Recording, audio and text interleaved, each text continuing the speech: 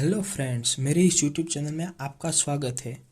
अगर आपने आज का ये मेरा वीडियो देख लिया तो मैं आपको गारंटी के साथ दे सकता हूँ कि इंटरव्यू किस तरीके से जाता है वो आपको एकदम माइंड में क्लियर हो जाएगा। तो चलिए शुरू करते हैं। सबसे पहले इंटरव्यूअर आपको क्वेश्चन करेगा कि what do you mean by normal consistency. तो इसके आंसर में क्या आता है वो मैं आपको बताता हूँ। नॉर्मल कंसिस्टेंसी मतलब क्या कि इट इज दैट कंसिस्टेंसी। तो चलिए शुरू करते हैं। नॉर्मल कंसिस्टेंसी का मतलब क्या होता है? नॉर्मल कंसिस्टेंसी का मतलब ये कि परसेंटेज ऑफ वाटर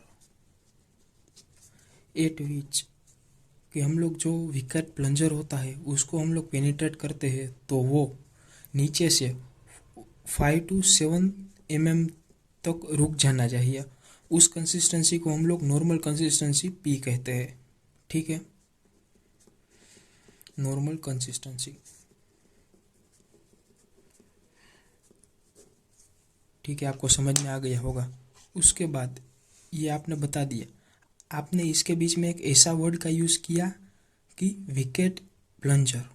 तो इंटरव्यूअर आपको पूछेगा what do you mean by wicket plunger. तो इसी से रिलेटेड दूसरा question, what do you mean by wicket plunger.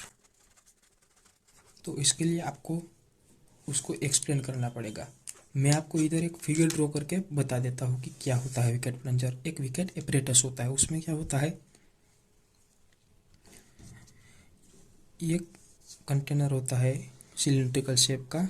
ये इसके नीचे की बेस प्लेट होती है, इसकी हाइट 40 mm होती है या फिर 4 सेंटीमीटर। ठीक है, इधर इस तरीके से एक कनेक्टेड रहता है इस तरीके का। आपने अगर नहीं देखा हो तो मैं इधर आप लोग कोने में देख सकते हैं, उसकी मैं रियल पिक डाल दूंगा। ठीक है, इसमें इस तरीके का इंडिकेटर होता है। ठीक है, वो नीचे की तरफ एक सुई की तरह होता है, इसको हम लोग प्लंजर कहते हैं। ठीक है, प्लंजर, इसको प्लंजर कहते हैं। ये आप लोग बता सकते हैं कि विकेट एपरेटस होता है, उसके अंदर हम लोग एक प्रैक्टिकल करते हैं कंसिस्टेंसी के लिए।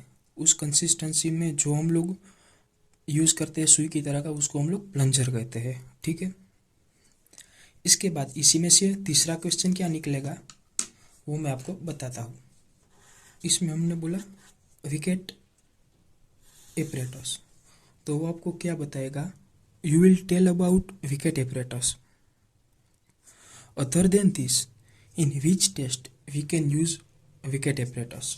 ठीक है, other than this where we can use Vicat apparatus. वो आप लोग इसकी क्रोनोलॉजी को समझिए। जिस तरह से आपने क्वेश्चन का आंसर दिया उसी में से इंटरव्यूअर आपको दूसरा क्वेश्चन पूछेगा।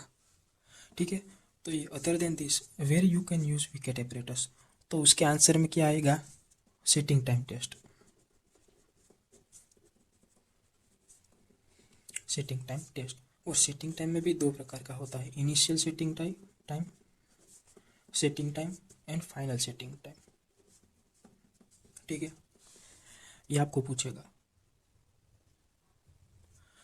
तो उसमें भी वो कहेगा कि आप लोग सभी में विकेट एपरेटस यूज़ करते हो, तो सभी के अंदर प्रोसीजर सेम रहेगी या अलग अलग कोई। तो इससे चौथा क्वेश्चन आता है, what is difference in between this all, what is difference between in this all test. तो ये क्वेश्चन कहीं से उसके दिमाग में नहीं आया, आपने जो आंसर दिया उसी में से उन्होंने दूसरा क्वेश्चन को निकाला। तो इसका आंसर क्या आएगा वो मैं आपको बताता हूँ। क्या आंसर आएगा कि सभी के सभी टेस्ट सेम ही होते हैं, उसमें कोई डिफरेंस नहीं होता। ठीक है, नो डिफरेंस इन एपरेटस। और इसी क्वेश्चन को और उल्टा करके भी पूछ सकता है कि क्या ये सभी के सभी एपरेटस सेम है या उसमें कुछ कुछ अलग अलग होता है। तो आपको बताना है कि इन सभी में सेम ही होता है इधर। ठीक है, इधर ये प्लंजर होता है, उसका एरिया 1 mm² होता है, मतलब 1 mm बाय 1 mm। ठीक है, ये भी आपको पूछ सकता है। फिर वो पूछेगा can you elaborate initial setting time, final setting time और कंसिस्टेंसी, नॉर्मल कंसिस्टेंसी टेस्ट। ठीक है, ये तीनों को इलेबोरेट कीजिए। Initial setting time test, final setting time test and consistency test. ठीक है, इन तीनों के बीच का डिफरेंस को आपने पूछा है। इलोबरेट मतलब आप लोग डिफरेंस बता देंगे तो भी इलोबरेट हो ही जाएगा। तो इनिशियल सेटिंग टाइम टेस्ट होता है, उसके अंदर जो ये प्लंजर अंदर जा रही है वो 5 to 7 mm नीचे से होनी चाहिए, 5 to 7 mm। लेकिन इसमें डिफरेंस क्या है, इसमें हम लोग जो वाटर कंटेंट यूज़ करते हैं, वाटर कंटेंट 0.85p जितना होता है। ठीक है, 0.85p। मान लीजिए कि हमने कंसिस्टेंसी टेस्ट किया, उसमें हमको वाटर कंटेंट की वैल्यू, मान लीजिए नॉर्मल कंसिस्टेंसी पी की वैल्यू आई कि 50 ml, तो इसमें हम लोग 0.85 इंटू 50 ml जितना वाटर कंटेंट यूज़ करते हैं। ठीक है, ये दोनों में इनिशियल सेटिंग टाइम टेस्ट और फाइनल सेटिंग टाइम टेस्ट दोनों में इतना ही होता है। ठीक है, इधर plunger can penetrate 5 to 7 mm from bottom. इस टाइम को हम लोग इनिशियल सेटिंग टाइम टेस्ट कहते हैं, इस टेस्ट को हम लोग। ठीक है, उसके बाद फाइनल सेटिंग टाइम टेस्ट, इसमें क्या होता है, वो प्लंजर कैन नॉट पेनिट्रेट, मतलब इसको हमने फ्रीली मूव कर दिया तो ये प्लंजर यहीं के यहीं अटक जाएगा, नीचे नहीं जा पाएगा। इसको हम लोग कहते हैं फाइनल सेटिंग टाइम टेस्ट। और हमको इनमें से निकालना क्या होता है कि फाइनल सेटिंग टाइम मतलब कि ये हमारा कंक्रीट हार्ड हो गया कि प्लंजर उसके अंदर पेनिट्रेट नहीं कर सकती है, वो टाइम हमको नोट करना होगा। और उस टाइम के मुताबिक हम लोग पता कर सकते हैं कि अब हम लोग हमारे स्ट्रक्चर के ऊपर कितनी देर बाद चल सकते हैं या फिर कोई भी वर्क कर सकते हैं। ठीक है, उसके बाद कंसिस्टेंसी टेस्ट, वो तो मैंने आपको बता ही दिया। कंसिस्टेंसी टेस्ट, उसमें तो हम लोगों को वाटर कंटेंट ही निकालना होता है कि किन वाटर कंटेंट के ऊपर हमारी जो ये नीडल है वो बॉटम से 5 to 7 mm से पहले रुक जाएगी। ठीक है, उसको हम लोग कंसिस्टेंसी कहते हैं, नॉर्मल कंसिस्टेंसी पी। और वाटर कंटेंट निकालने के बाद इस वाटर कंटेंट का यूज़ हम लोग डिफरेंट टेस्ट के अंदर करते हैं।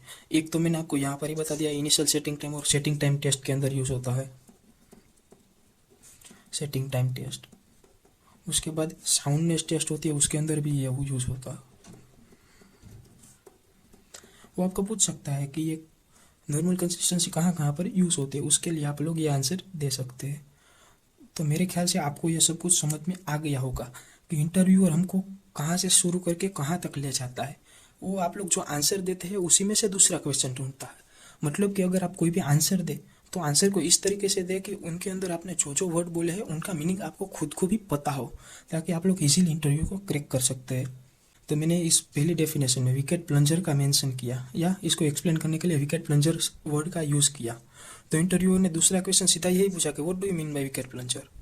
उसके बाद विकेट प्लंजर के अंदर विकेट एपरेटस का मैंने प्रयोग किया है। तो विकेट एपरेटस का मतलब क्या होता है और जो कहाँ पर यूज़ होता है, ये क्वेश्चन उसने पूछ लिया। उसके बाद इन दोनों में कोई डिफरेंस है, ये इस सभी टेस्ट के अंदर एपरेटस के अंदर कोई डिफरेंस है या नहीं, वो उसके बाद क्वेश्चन। उसके बाद इन तीनों के बीच का डिफरेंस क्या होता है ये सभी टेस्ट का, क्योंकि ये सभी टेस्ट के नाम हमने आगे वाले क्वेश्चन के अंदर लिए थे, इसलिए उन्होंने इसके में से आपको क्वेश्चन निकालने लगे। इस तरीके से इंटरव्यू चलता है। तो आई होप आपको ये सब कुछ समझ में आ गया होगा और आप सभी के सभी इंटरव्यू को इसी तरीके से क्रैक कर सकते हैं। आप जो कुछ भी बोले वो सोच समझ कर बोले और जो भी बोले उसका मीनिंग आपको पता हो। Thank you. अगर आपने मेरे चैनल को सब्सक्राइब नहीं किया तो सब्सक्राइब कीजिए और लाइक बटन पर प्रेस कीजिए। Thank you.